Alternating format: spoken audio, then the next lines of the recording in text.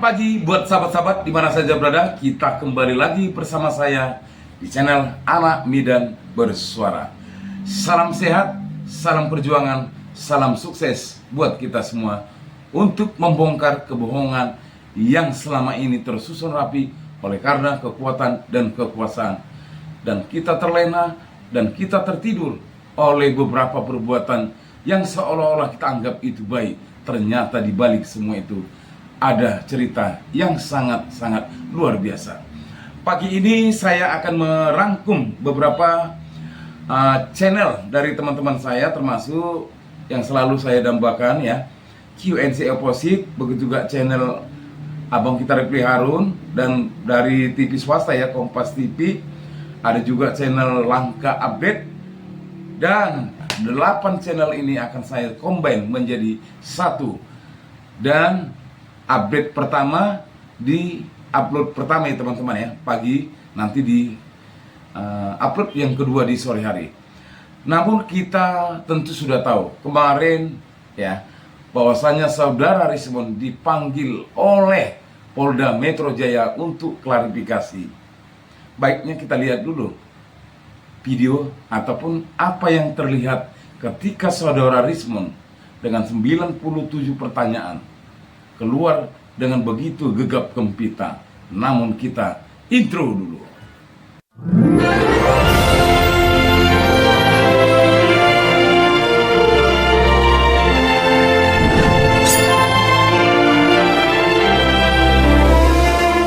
Teman-teman, jadi tadi saya udah beritahukan ya, bahwasanya semalam kemarin ya, saudara Rismond dimintai keterangan dalam hal klarifikasi dengan 97 pertanyaan. Bayangkan teman-teman ya, begitu juga dengan Roy Suryo, juga Dr. Tipa, dan Wakil Ketua TPUA. Sementara Pak Jokowi hanya 22 pertanyaan. Yang anehnya coba kita bahas bersama, secara kasat mata saja teman-teman. Kelahiran atau seperti kita lah ya, saya kelahiran 69, tepatnya 70 ya, karena bulan 12 tanggal 30. Baiklah ya, kalau kelahiran di tahun itu, barangkali kita pasti ingat ketika kita hendak mau menerima ijazah, kita dipoto dulu. Biasanya fotografernya datang ya ke sekolah, baik SD, SMP, bahkan SMA.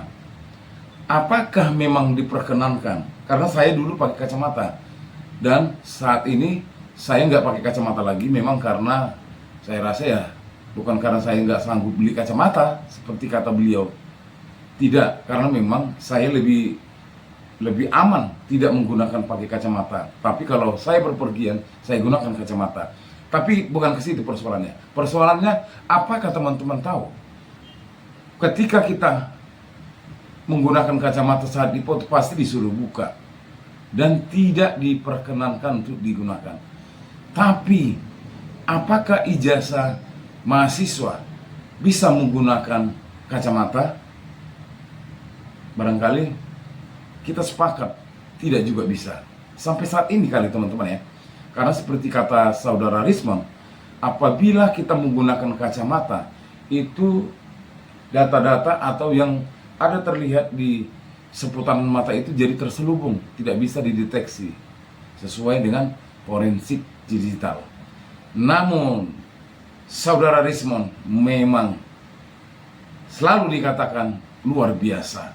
Tapi bagi mereka yang tidak suka, apalagi yang namanya JS beserta kroni-kroninya, selalu menyalahkan saudara Rismond. Padahal saudara Rismond adalah orang yang intelektual, barangkali terbilang nilai yang tinggi. Baiklah, kita ikuti ketika saudara Rismond dimintai klarifikasi oleh Polda Metro Jaya. Sebentar teman-teman. Pakai jas.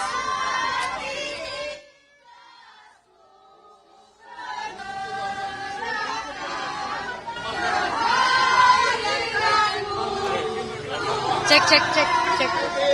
Yuk.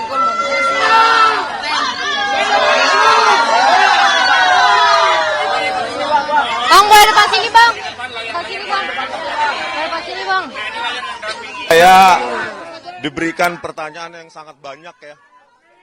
97 pertanyaan dengan pasal-pasal 310, 311 berkaitan dengan pencemaran nama baik dan fitnah, dan 6 pasal berkaitan dengan ITE. Jadi ini memang pasalnya panjang, banyak sekali, melebihi pasal-pasal untuk bahkan untuk koruptor, ya kan?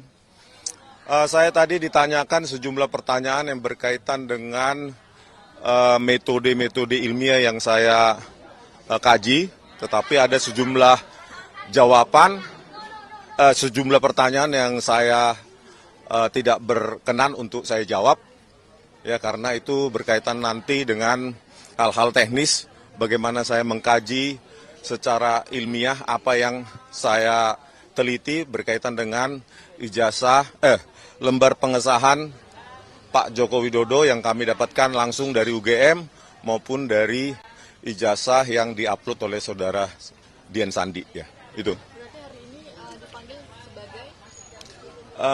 Sebagai terundang, memenuhi undangan klarifikasi, ya. Belum terlapor. Klarifikasi tentang berkaitan dengan pelaporan oleh Pak Joko Widodo, ya, pada tanggal 30 April, ya, Pak. 30 April 2025. 97. Ya, naik ya. Tadinya 70, naik 97. 97 totalnya ya, pertanyaan. Banyak sekali. Iya. Iya, iya. Iya, terkait dengan akun X saya juga, ya, akun X @sianiparismon dan akun diskusi saya dengan Pak Roy Suryo di Diskursus, ya, di Diskursus.net. Berikut juga dengan sejumlah video saya di akun saya di Bali G, akun YouTube Bali G Academy, di mana saya mengkaji, menganalisa lembar pengesahan dan skripsi, lembar pengesahan skripsi dari Pak Joko Widodo, ya, terkait dengan algoritma yang saya gunakan, metode-metode, ya. Jadi saya ya terangkan sedikit yang dibutuhkan gitu, Pak. bukan menjadi terlapor. Nah ini sebenarnya terlapornya ini siapa, sudah diungkap apa belum dari penyidik Polda Metro Jaya? Belum ada, ya, masih dalam tahap diselidiki sepertinya siapa terlapornya. Tapi untuk dari Joko Widodo melaporkan orang-orangnya, nama-namanya berarti siapa? Saya tidak tahu, belum tahu, belum ada, ya. Tapi dalam laporannya Pak Jokowi kan dalam kronologisnya disebutkan nama, salah satunya adalah nama abang itu, bagaimana Bang? Inisial mungkin ya, inisial RS. Nah, siapa RS itu kita masih belum tahu, ya. Ya. Sahabat-sahabat subscriber, setelah melihat video yang saya ambil dari channel Kompas TV bersama Rismon Sianipar ketika sudah selesai untuk undangan klarifikasi 97 pertanyaan, luar biasa ya. Dan itulah kalau seorang yang memang intelektual dan profesional. Ada hal-hal teknis dari 97 pertanyaan tersebut yang dia tidak mau jawab. Bayangkan, sampai sebegitu rincinya dia mengatakan kepada kita semua melalui Kompas TV. Apakah Anda tahu kalau seandainya dibocorkannya itu mungkin mereka akan menelusuri apa yang diungkap oleh saudara Rismon. Tapi yang menjadi pertanyaan dan kesimpulan dari hasil video ini, apakah sampai sedemikian rupa hukum yang ada di Indonesia? Mana kalian Parbelak?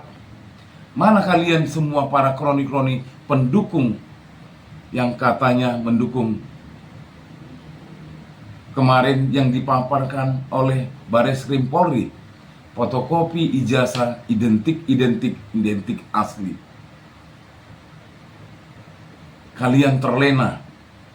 Kita terlena semua oleh karena seseorang yang belusukan, yang mau ke sawah, yang mau membagi-bagi sembako. Terus terang sahabat-sahabatku, saya bukan pembenci Jokowi.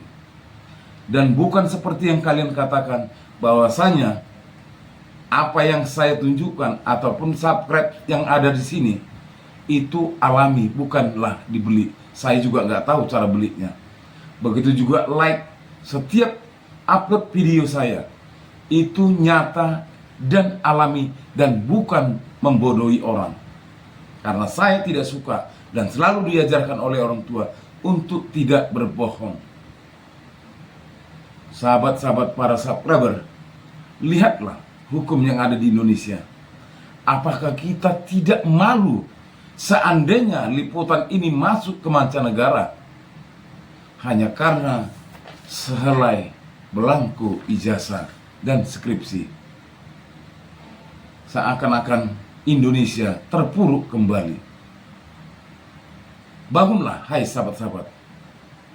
Tapi ini belum selesai. Masih kita lanjut.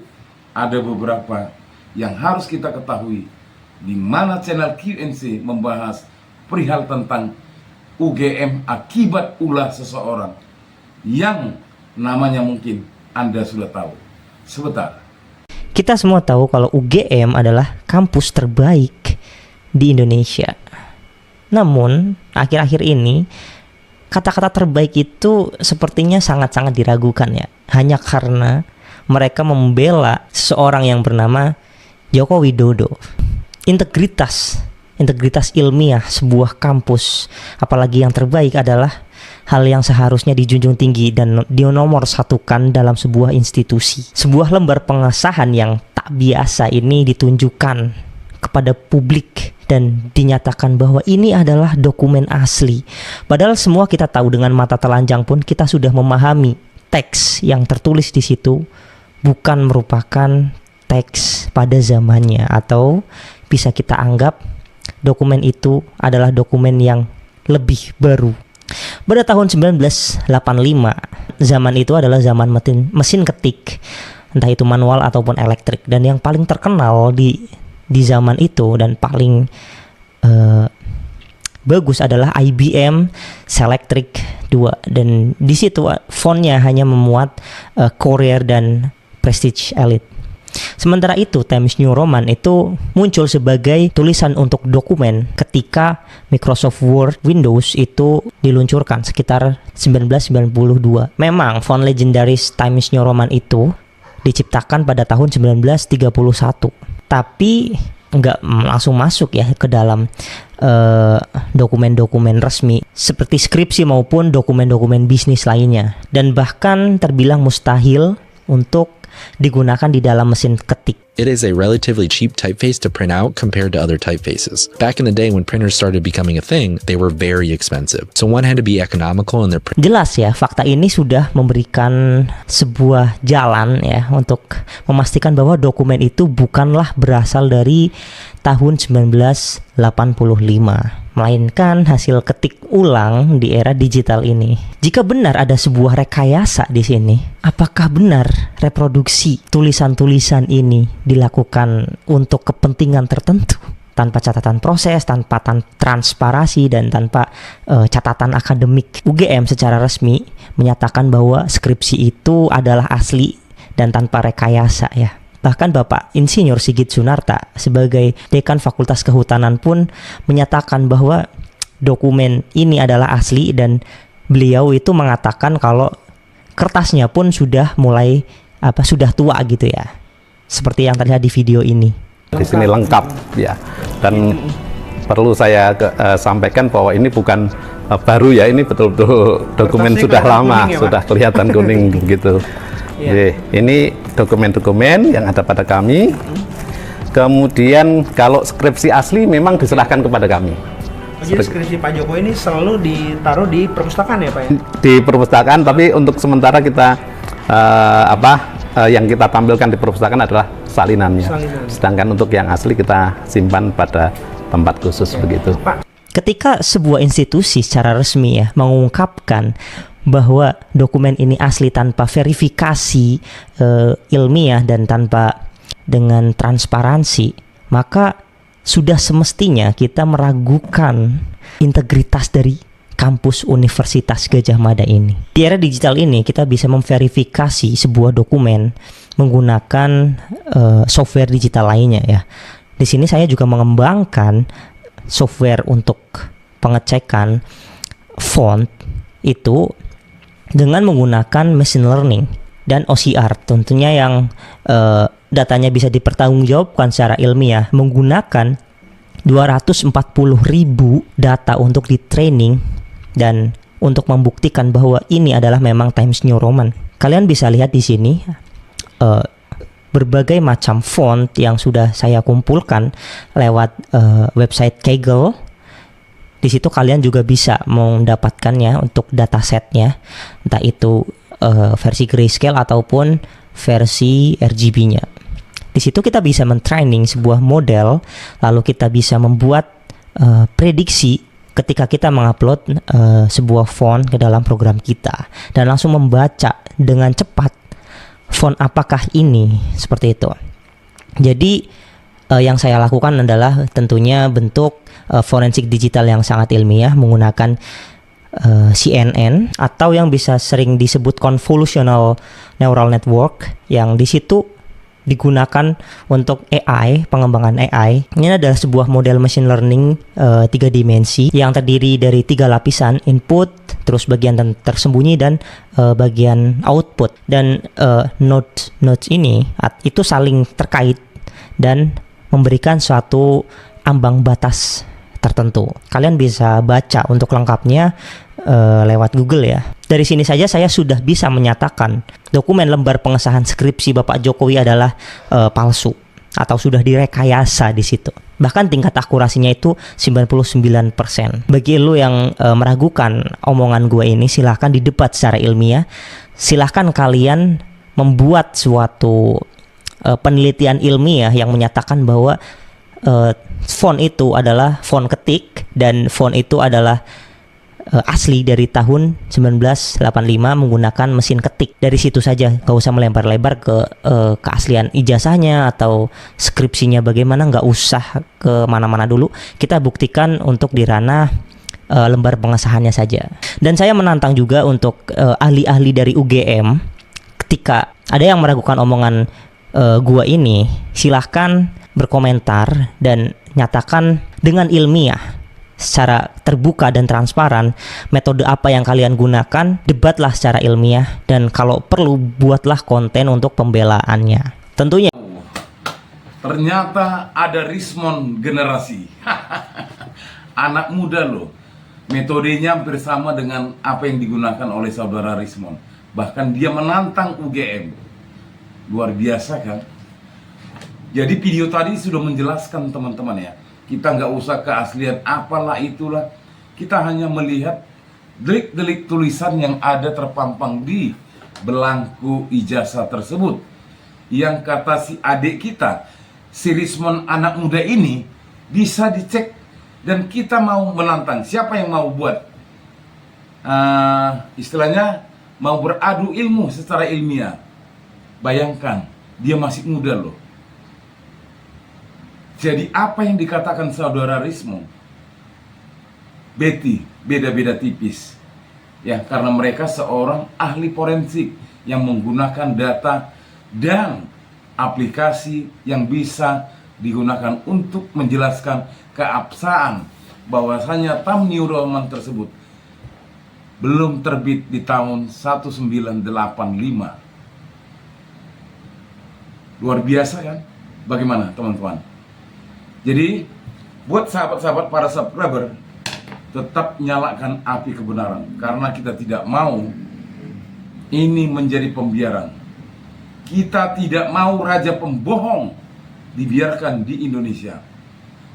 Jangan karena gelagaknya begitu sopan dan santun, tapi di balik semua itu tersimpan sesuatu yang sangat luar biasa. Bagaimana teman-teman? Jadi di beberapa channel ini saya hanya mengingatkan ya, ada channel yang saya ambil dari Repli Harun. Ketika Pak Kasmujo tidak diakui sebagai dosen pembimbing. Aneh tapi nyata. Nyata tapi terbukti. Ini dia. Kemarin sempat berstatement kalau beliau bukan pembimbing skripsi. Sebenarnya Pak Kasmujo ini ya memang bukan pembimbing skripsi. Pak Kasmujo memang bukan pembimbing skripsi. Pak Jokowi juga dipertanyakan. Ya nanti kalau merembetnya kemana-mana ya nggak akan. Yang pertama saya ingin menyampaikan penghargaan yang setinggi-tingginya kepada dosen pembimbing saya, Bapak Kasmujo. Tadi ada tadi. Ke depan Pak Kasmujo.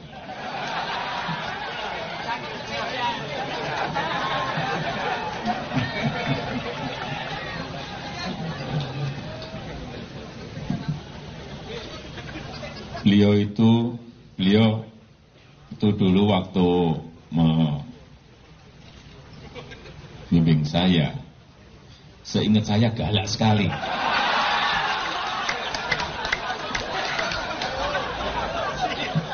Galak sekali, saya masih ingat galak sekali. Tapi sekarang saya melihat beliau sangat bijak sekali. Sudah berubah. Ya enggak, saya enggak tahu yang berubah saya atau yang berubah Pak Kasmujo. Tapi sekali lagi Pak Kasmujo, saya mengaturkan banyak terima kasih karena bimbingan Bapak di jurusan teknologi kayu, saya bisa menyelesaikan skripsi saya, meskipun saya lupa juga bolak-baliknya berapa kali. Karena begitu maju dibentak balik, begitu maju dibentak kok galak sekali. Tapi sekarang alhamdulillah saya kira atas bimbingan Pak Kasmujo, ya dulu cita-cita saya kira sama banyak rekan-rekan saya, pengennya jadi pegawai perhutani. Tapi saya juga daftar saat itu, saya daftar tapi nggak diterima. Diterimanya jadi presiden. Kita terlena dengan lawakan dan sandiwaranya beliau. Seakan-akan tepuk tangan, seakan-akan bahasanya kita percaya. Termasuk saya juga dulu ketika melihat video ini. Saya bangga. Namun, bayangkan video rentetan tadi teman-teman. Diakui itu bukan dosen pembimbing. Apa yang salah di negara kita ini teman-teman, sebagai pemimpin dunia, sebagai pemimpin bangsa, seharusnya memberikan contoh yang luar biasa kepada masyarakat, kepada kita semua. Adik-adik kita tadi sudah berkata bahwasanya pada saat itu font yang digunakan di belangko ijazah tersebut belum selayaknya terlahir. Bahkan sampai dia buat clipping video melalui channel QNC Opposite. Rismon baru bakal muncul, Dr. Tipa baru bakal muncul, Dr. Roy Suryo baru bakal muncul. Itulah kita para pegiat media sosial, itulah kita para konten kreator yang bersama-sama menyalakan api kebenaran untuk membakar kebohongan yang selama ini tersusun oleh karena kekuatan kekuasaan. Sahabat-sahabat, baiknya marilah kita bergandengan tangan untuk tetap berkata jujur. Bukan karena supaya kita terkenal, bukan supaya kita mau cari makan melalui konten kreator ini, tidak. Tapi kita mau bersama-sama bagaimana agar bangsa ini tidak dianggap orang lain sebagai warga negara yang konyol. Saya sudah pernah bekerja di Malaysia, saya sudah pernah kerja di Singapura. Ketika jumpa warga negara Indonesia, seakan-akan mereka sepele melihat kita. Hanya karena apa? Ya mungkin semua itu bisa Anda jawab sendiri. Sahabat-sahabat subscriber, baiknya bagaimana supaya konten ini semakin besar dan semakin luas, silakan di-share, silakan di-komen, dan silakan di-like dan subscribe. Karena dengan demikian, itulah interaksi yang hidup di antara kita. Salam perjuangan, hidup rakyat Indonesia, merdeka, merdeka, merdeka.